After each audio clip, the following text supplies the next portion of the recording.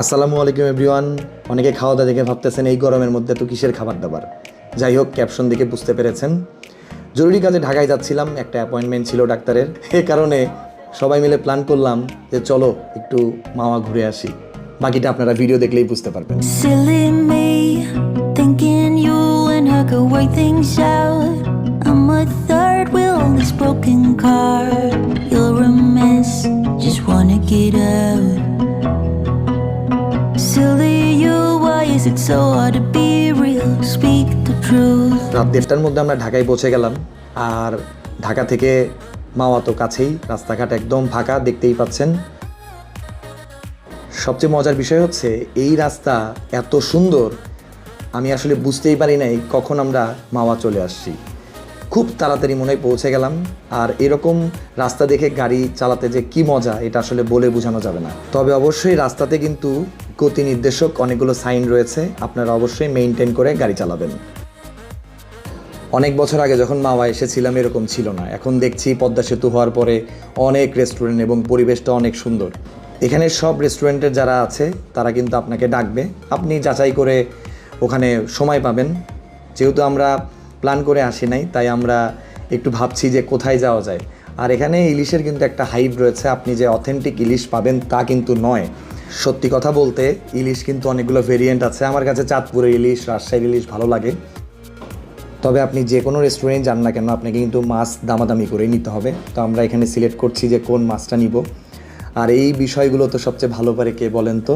আমাদের মামু। তো মামু হঠাৎ করে যেহেতু প্ল্যান, ও আসলে বুঝতে পারে নাই যেরকম হবে, আমরা এরকম 2টা মাছ নিয়ে নিলাম। সব কাজগুলো এখানে খুব তাড়াতাড়ি হয়। মাছ কাটাকাটি শেষ করে এখন ফ্রাইয়ের পালা।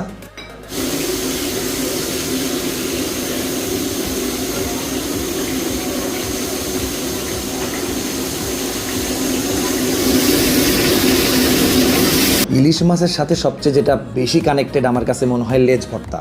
এইটা কিন্তু আসলেই মজা।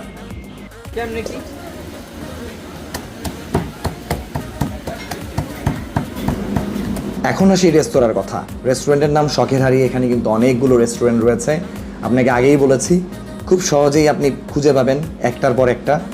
আর এত রাতেও যেহেতু তারা সার্ভিস দেয়, অবশ্যই আমার কাছে মনে হয় যে রাত্রে বেলা যাওয়াই ভালো, কারণ রাস্তাঘাটের জ্যামের ব্যাপার রয়েছে।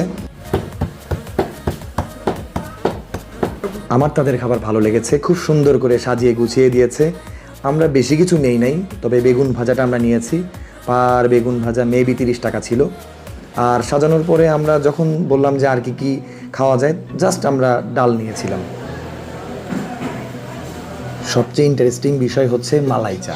ঠিক তার সামনেই দেখলাম, শখের হাড়ির সামনে অপোজিটে সেলফি টি স্টোর মেবি। অনেক বছর পর মালাই খেলাম, ভাল লাগলো। কাজ সেরে আমরা এখন আবার চট্টগ্রামের উদ্দেশ্যে রওনা হচ্ছি। আমাদের কাজ শেষ, আমরা এক কাজে 2 কাজ করে ফেললাম। এতে করে আসলে আমাদের ভালোই লাগছে, কারণ প্ল্যান ছাড়া যখন আমরা কোনো কাজ করে যাই এবং সেটা সাকসেসফুল হয়, মাশাআল্লাহ তখন ভালোই লাগে।